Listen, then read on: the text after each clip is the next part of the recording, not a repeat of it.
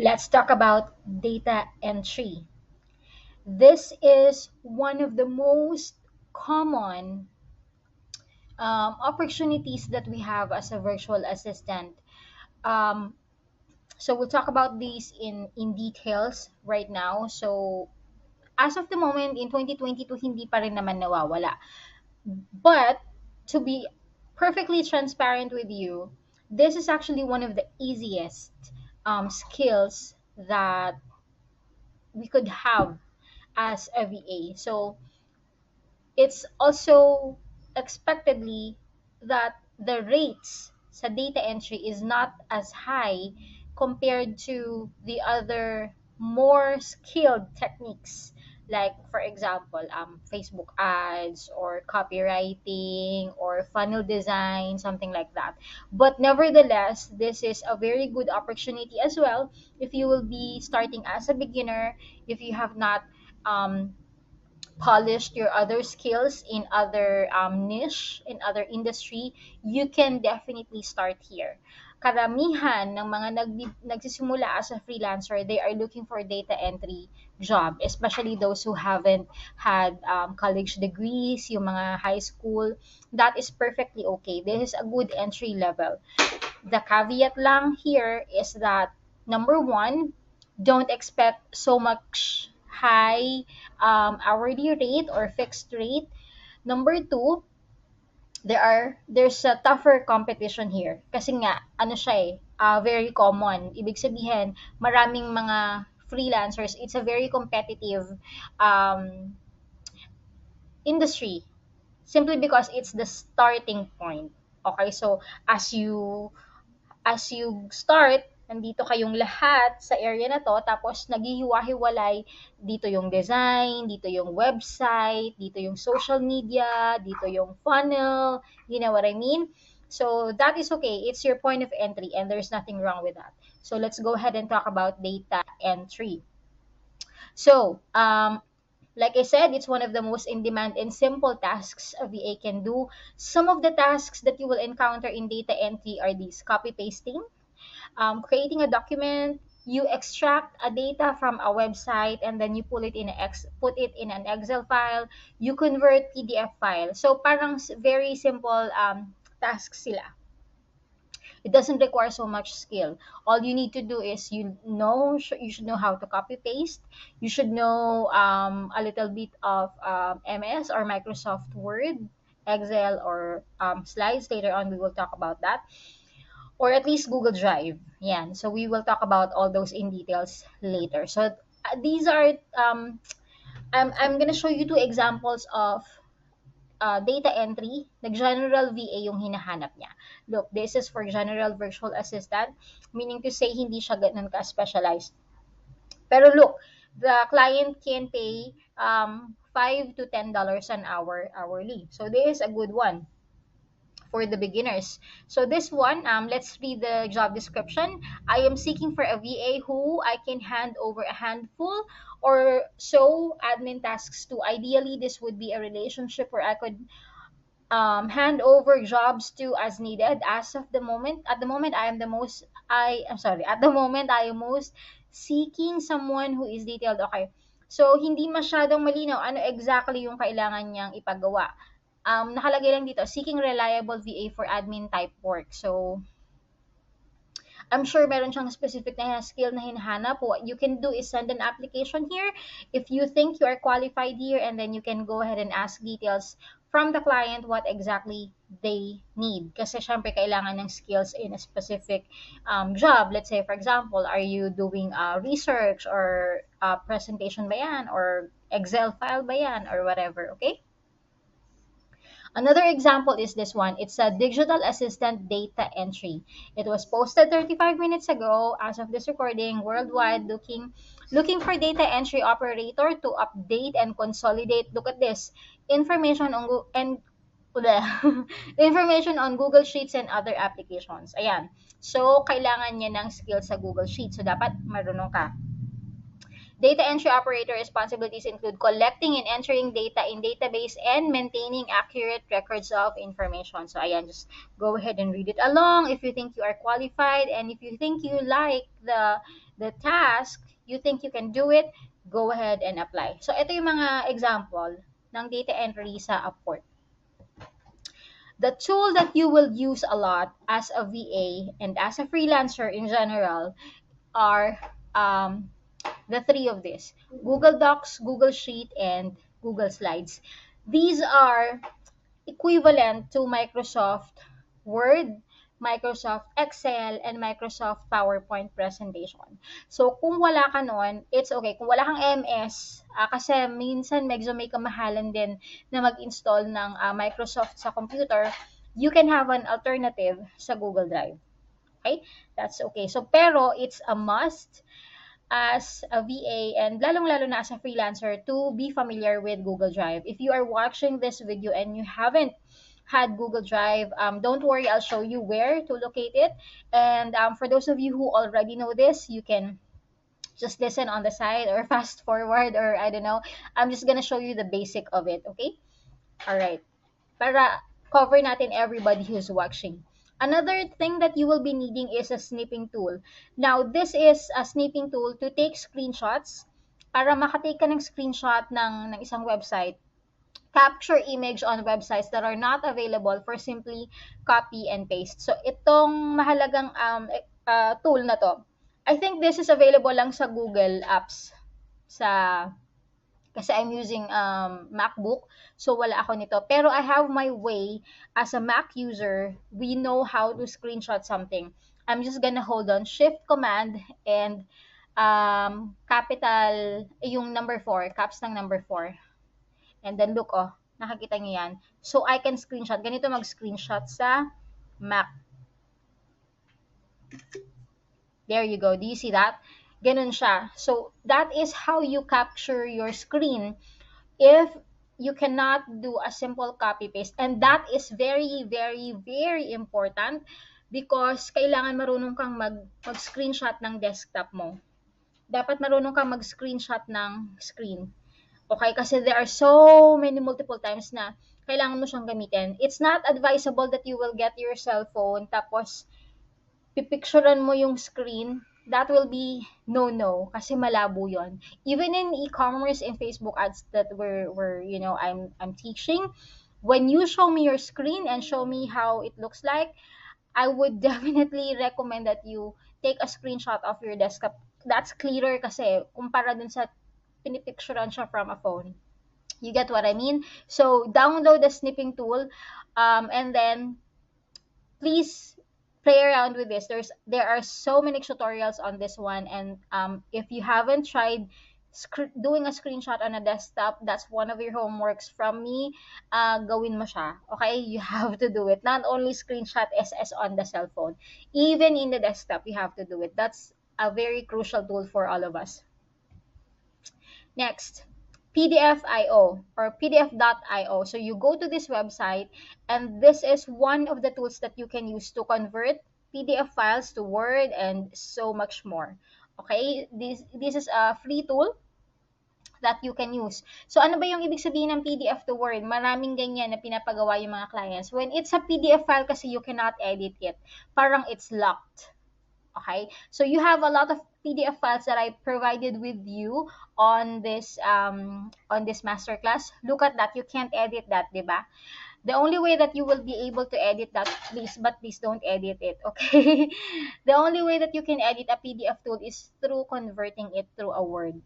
So, kapag naka-Word file na siya, that's the only time that you can edit something. And then, kung gusto mo siya ulit ibalik sa PDF form, the reason why there are PDF form is that it's more formal, especially if you are sending documents to another person, tapos hindi siya editable. So, kung ayaw mong magalaw yung ginagawa mo ng ibang tao, you use PDF file.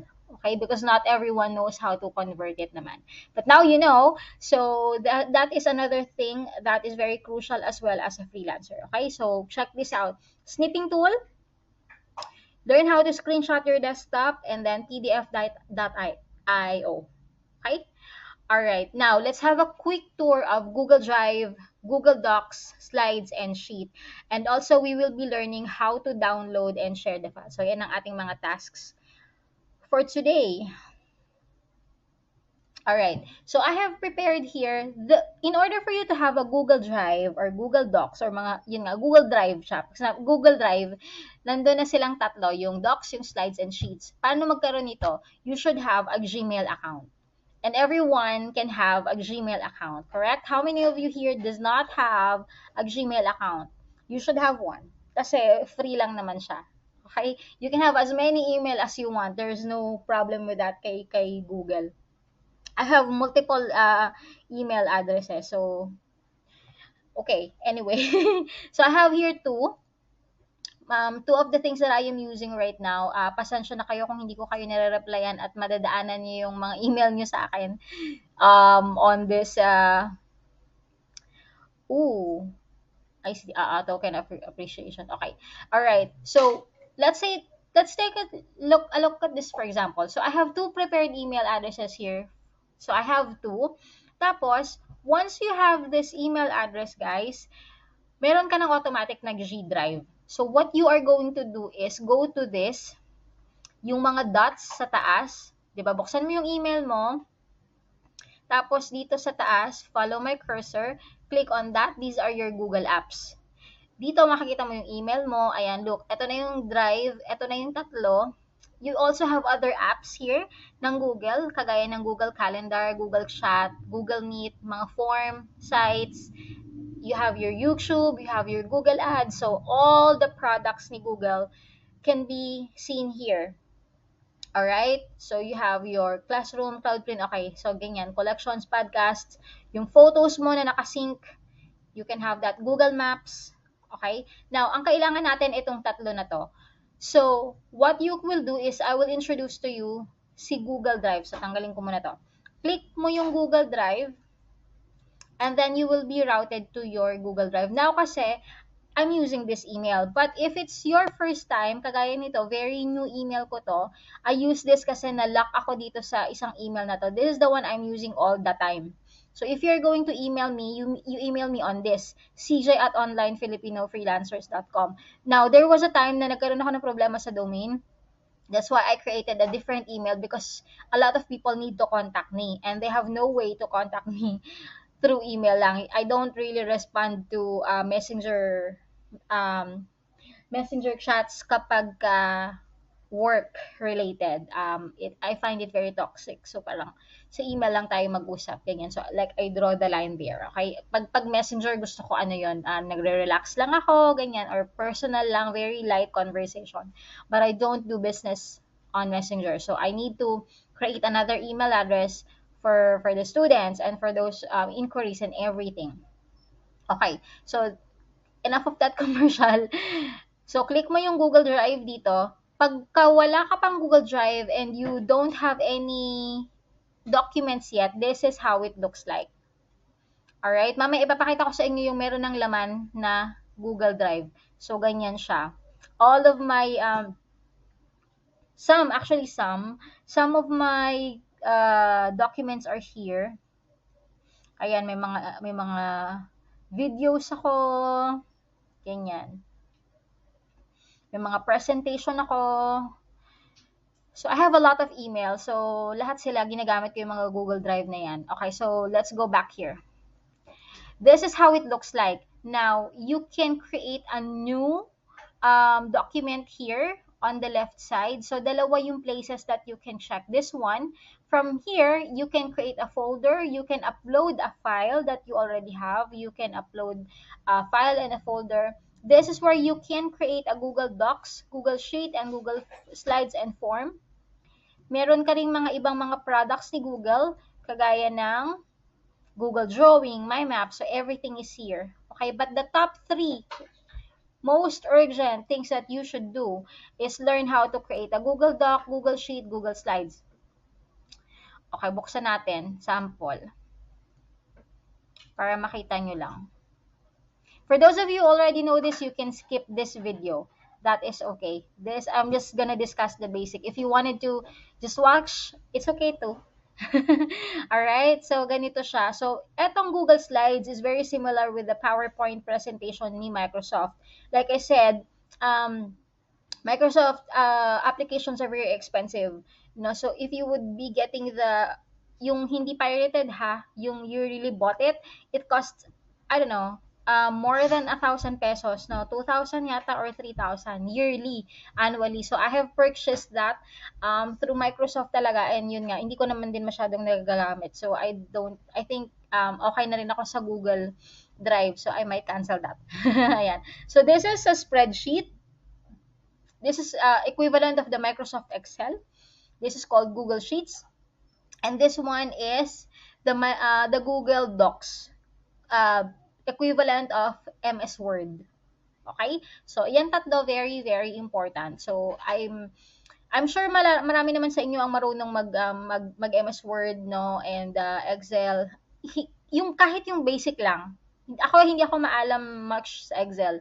I hire people to do this. Pero yung mga basic, at least you know how to do it. Okay? So that's where you go to. And then you can also go here. So there are two ways to do that. You can click on new and you can click this drop down. Alright? Oops. And then, your computer is here. Kapag nakasync yung mga ilang folders mo sa computer, you can use this one. The things that were shared with you by your clients, let's say, for example, the client shared a doc file with you. This is where you can see it. The things that you have opened recently, the things that you have bookmarked, ito yung mga importanteng file na gusto mo nasa on top na palagi mong nakikita. And this is your trash bin. Now, if you notice, you have 15 gigabyte na maximum storage that Google allowed you to have for free. But if you would like to increase it, you can click on buy storage. Now, make sure that when you delete something in your trash, make sure that you empty your trash, because if you haven't, kukonsumo pa rin siya ng storage mo. Okay? I hope you get that. Now, this is on the right side of the screen, your settings, your drive for desktop, and everything. You can search here, for example, kung gusto mo, kunwari marami ka ng file and you only want to look at the files na Google Docs. So, you can search for this. So, lahat ng Google Docs mo lalabas dito. Let's use my example. So, search drive. Ayan. So, lahat ng spreadsheet. Ayan. So, ayan lang yung lalabas, mga spreadsheet lang. For example naman, I just want to find documents. Every documents that I have lang siya. Nakukuha? Yan. Otherwise, lahat ng lalabas dito sa search drive mo, halo-halo yung file. Meron kang presentation, may docs, merong Google Sheet. Ang ganda ng thumbnail, di ba? Gets, I hope you get it. Now, you can also filter things. Ganyan. Okay. Now, let's go to let's go to ano yung next natin? Saving, right? You can let's learn how to download and share the file. Okay, so for example, meron tayong file na gusto mong i-share kay client. All you have to do is go to the right side of your screen and you can share it. Okay, eto din. Share. Kita nyo? Sa right. Share. Share. That's how you share your document. Now, for example, let's go ahead and type something. Hello. This is a document. Now, dito, lalagyan mo siya ng title. Test document. So, highlight mo lang yun, lalabas siya. Ngayon, kung gusto mo na itong i-share, for example, complete na yung document mo, all you need to do is, open comment. Okay, all you need to do is click on this share. Remember, it's private to you. Click on this one. And then, you can, okay, got it. Okay, you can either, number one, add an email address of that person na gusto mong i-sharean. Halimbawa, you want to share this to your client, please ask their email address and then you can put that here. Okay, and then you have an option If this document has been shared with with a certain person or people, what can they do? Can they editors can change permissions and their share. So if you have an editor power, you can do that. Or ano lang ba sila, viewer and commenter lang ba? Yan. So please go ahead and read that. Now, that's number one. So you can send it to another person. Another option Another option is, another option that you can is to get the link and you can restrict. Okay, so copy mo yan and then for now kasi restricted siya. You can change to anyone. Ibig sabihin, look at this one I changed it and then this is the link now. So you just go ahead and copy this link and give it to somebody else. Yan, okay? So that ibibigay mo siya sa isang tao. Look at this one. If I paste this, lalabas yung link. So, kung sino man yung meron nitong link, makikita niya yung Google na shinare ko. Now, look at this one. On the right side of your screen, it's either viewer, commenter, or editor. Viewer, ibig sabihin, na-view lang nila yung document pero hindi nila yun ma-edit. Hindi nila magagalaw. That is the viewer. If they are commenter, they can comment something. However, yeah, that's an additional power of that person. So that person can view and that person can also comment. The editor is, that means that person can edit the document. So, mag-ingat ka lang din in sharing this kasi kapag ka naka-editor siya, anyone can, all the people who has that can edit the link. They can alter the link that you have, okay? So, usually, ang ginagawa ko dito, kapag sharing lang ng documents, viewer lang sila. But if it's a client that you want them to edit it, it should be editor. And then you just click on done.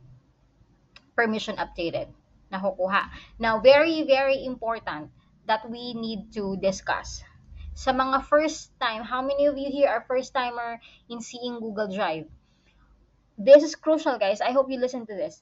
All the changes that you are doing in Google Drive are real time. Ibig sabihin, if I am working on this particular document and this is a shared document with another person, let's say for example, my client, every time I do changes here, let's say for example, I am doing this typing now. I am typing this now.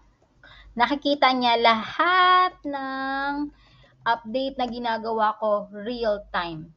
At makikita mo rin lahat ng ginagawa niya real time. Makikita mo may mga iba't ibang cursor dyan. Halimbawa, pag multiple kayo na gumagawa gumagamit ng sheet, for example, 5 kayo na nag-edit, halimbawa, VAs kayo, tapos ang dami yung gumagamit ng sheet na may mga number, may mga contact information.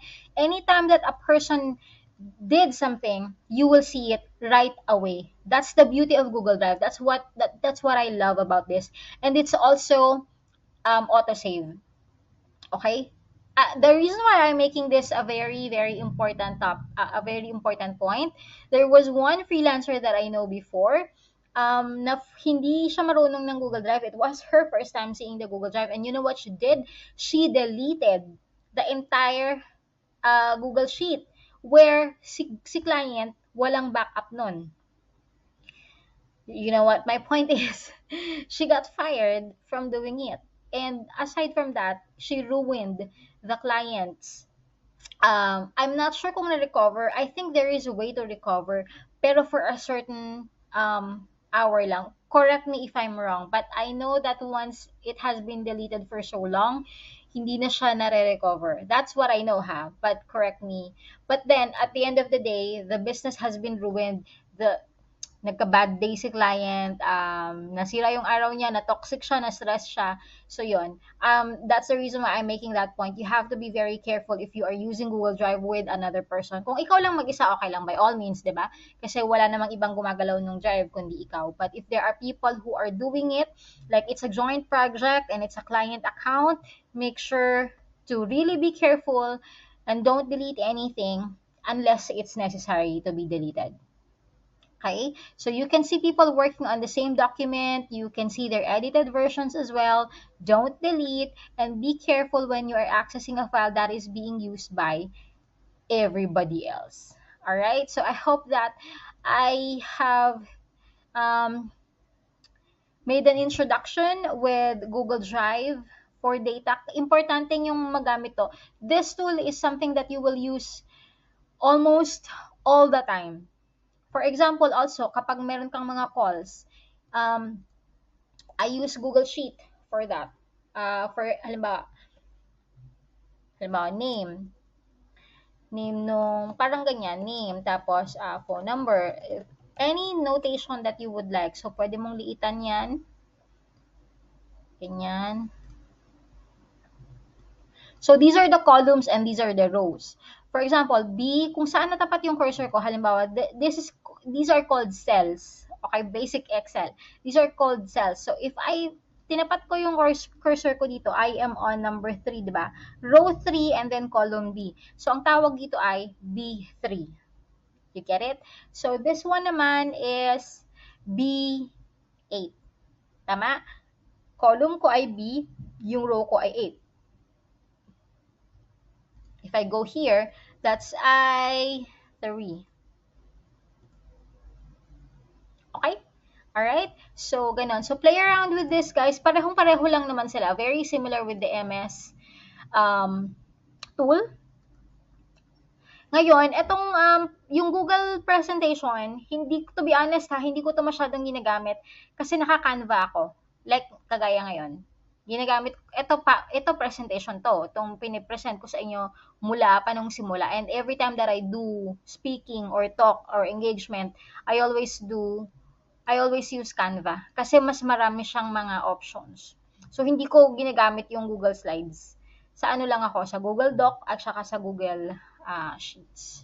Alright? So, my homework to you is go ahead and play around with this one. If you don't have one just yet, open a Gmail account, which I'm pretty sure you have Gmail account. And then download, not download, but try this one and check your Google Drive and simulan mo siyang gamitin. Alright? Good? Okay, I'll see you on the next video.